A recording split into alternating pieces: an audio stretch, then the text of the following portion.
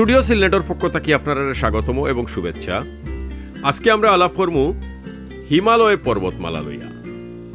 আপনারা হিমালয় পর্বতর নাম যখন শুনইন তখন পয়লাও আপনার মাথার ভিতরে কি তাই মাউন্ট এভারেস্ট ইনর মাঝে সর্বোচ্চ যে শৃঙ্গ আছে।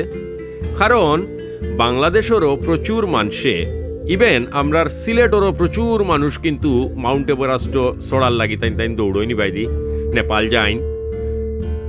এর মাঝে আমরার বাংলাদেশের প্রায় 6 জন মানুষ এখন পর্যন্ত কিন্তু মাউন্ট এভারেস্টর চূড়াত উঠতে পারছইন। তান ফয়লাও তানতানোর মাঝে আসইন মুসা ইব্রাহিম, তারপরে আসইন এম মুহিত, নিশাত মজুমদার, ওয়াশফিয়া নাজরিন, খালেদ হুসেন এবং বাবর আলী।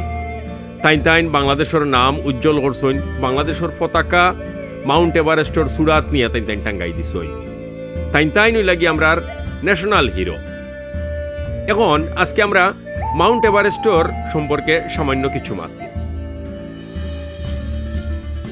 মাউন্ট এভারেস্ট লইয়া যদি মারতে হয় আপনার মাউন্ট এভারেস্টর এই যে টোটাল অঞ্চলটা, এই অঞ্চলটা আপনি বুঝতে হইব।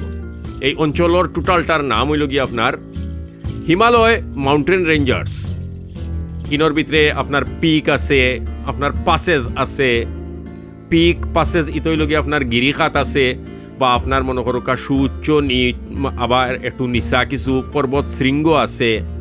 খালি যে পর্বত আছে ইলার না, পর্বত শৃঙ্গ আছে এবং সব শৃঙ্গত কিতা উঠা যায় না। কিন্তু আপনার মনে করো সর্বোচ্চ যে শৃঙ্গ এটার মাঝে 8,848 মিটার উঁচা, এটা হইল কি মাউন্ট এভারেস্ট এই হিমালয় রেঞ্জার্সের মাঝে।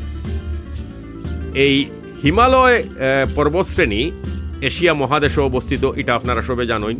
কারণ আমরা দিনাজপুর গেলেও আমরা অন্তাকে কিন্তু বর্ডার তাকি দেখা যায় ওবায়দি সিফামুকা, ওই জন্য বাংলা বান্দার ওবায় তাকি দেখা যায় না নি। একটু আসমান যদি পরিষ্কার থাকে তে আমরা কিন্তু দেখি বুদ্ধা। হিমালয় পর্বতমালা বেসিক্যালি ভারতীয় উপমহাদেশের যে সমভূমি যেটা আছে এটারে তিব্বতর মালভূমি তাকি আলাদা করিয়া রাখছে। এটার মাঝে পৃথিবীর অনেকগুলা সর্বোচ্চ শৃঙ্গ আছে। যে শৃঙ্গগুলার মাঝে সবচেয়ে উঁচা হইল গিয়া mount Everest. Mount Everest 8,848 metre উঁচা।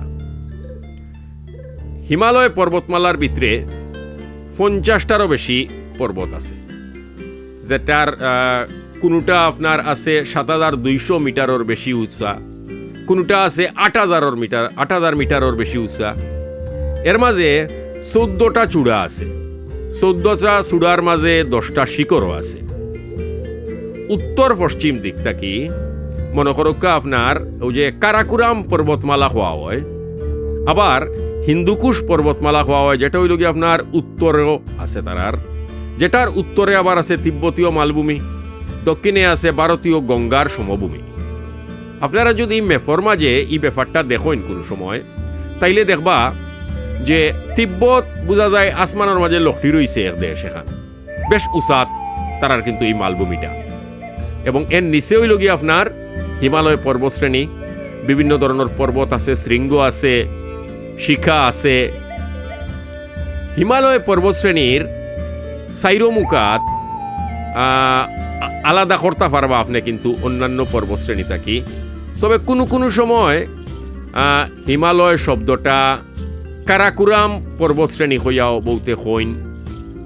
আবার মধ্য এশিয়ার অন্যান্য যে পর্বতশ্রেণী আছে এটারও বলতে ওলানো আসলে কারাকুরাম হইয়াও চিন্তা চাইন। কিন্তু আমরা আসলে জানি যে এই টোটাল অঞ্চলটা হিমালয়।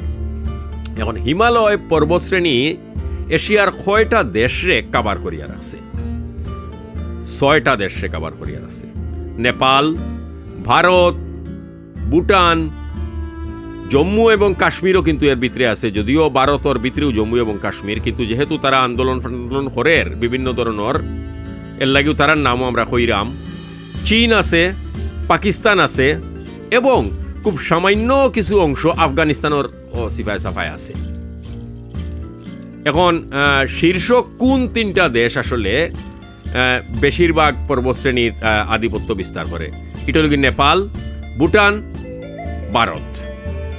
তারা আরে এমনভাবে এই হিমালয়ে গিরিয়া রাখছে যে ইতা দেশর নাম খালি হিমালয়ের আলেও আছিল পাল্লা বিশ্বর আবার মনে করুকা প্রধান প্রধান কিছু নদী আছে, যেমন মনে করুকা সিন্ধু নদী, আবার মনে করুকা গঙ্গা নদী, কিংবা আমরা ওই যে সাংবু ব্রহ্মপুত্র আছে, এরার কিন্তু উৎপত্তি হয়েছে হিমালয় থেকে।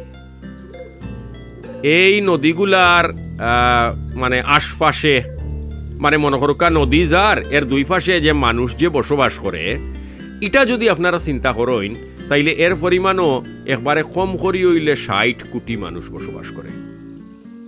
দক্ষিণ এশিয়ার সংস্কৃতির মাঝেও মানে আমরার এই অঞ্চলের সংস্কৃতির মাঝেও হিমালয়ের একটা আলাদা স্থান আছে। কিন্তু হিন্দু এবং বৌদ্ধ উভয় ধর্মর বহুত মানুষ হিমালয়ের ভিতরে বিভিন্ন ধরনের শৃঙ্গ আছে, যেন তাই বিভিন্ন ধরনের পূজার লাগি যাইন, তানতানোর ধর্মীয় অনুষঙ্গ হিসাবে এটারে মনে করেন, পবিত্র স্থান হিসাবে এই জায়গাগুলায় হিন্দু এবং বৌদ্ধ সম্প্রদায়ের কাছে এটা খুব পরিচিত। হিমালয়ের যে পর্বত শ্রেণী যেটা আছে, এটার তো আপনি যদি ল্যান্ডে দি মাফইন তাও তো একটা দূরত্ব পাইতে নানি যে কতটুকু জায়গা জুড়িয়া ইগুন বিস্তৃত হইয়া আছে। ল্যান্ডর দিক দিয়ে হইলে ২৪১৩ কিলোমিটারেরও বেশি দূরত্ব লইয়া হিমালয় পর্বতশ্রেণী অবস্থিত। এর মাঝে কোনোটা আপনার রাস্তা আছে ২৫০ থেকে ৩০০ কিলোমিটার পর্যন্ত চওড়া। আবার উষার দিক দিয়ে যদি আপনি, যেহেতু আমরা এর আগেও কইছি মাউন্ট এভারেস্ট হইল কি ৮৮৪৮ মিটার উচ্চা, তাইলে আপনি এর মাঝে কিছু কিছু জায়গা ৮৮৪৮ মিটার পর্যন্ত উঁচাও পাইবা। হিমালয় পর্বতশ্রেণী ৩টা সমান্তরাল পর্বতশ্রেণী লইয়া গঠিত, যেটা আসলে প্রাচীন ভূতাত্ত্বিক যে প্লেট আছে, এই প্লেটগুলার যে রানিং ওটার কারণেও এটা সৃষ্টি হয়েছিল বলিয়া ধারণা করা হয় বা বিজ্ঞানী হলে কয়।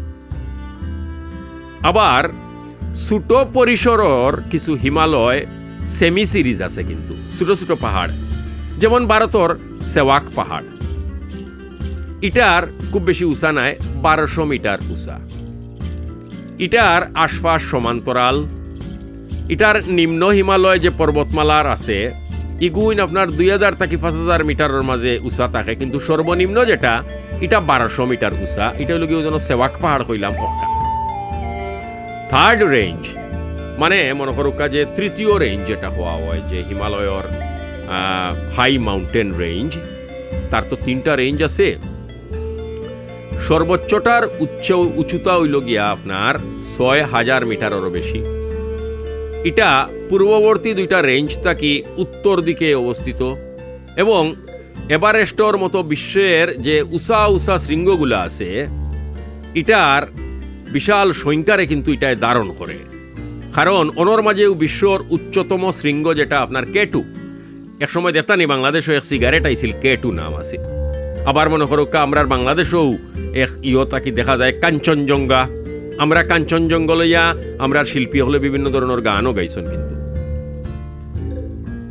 এখন আপনারা দেখলা যে হিমালয়টা আসলে আমরার ই কোন অঞ্চলের লগে জড়িত। আমরা প্রচুর হিমালয় লইয়া নাম শুনি, গান শুনি, মাত শুনি, গল্প শুনি, কবিতা শুনি, কিন্তু হিমালয় লইয়া যদি আমরা না জানি তাইলে কিলা নইব।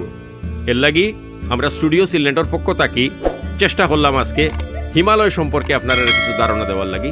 আপনারা সবরে ধন্যবাদ। আমরা লগে থাকবা, আমরা চ্যানেলটারে সাবস্ক্রাইব করবা।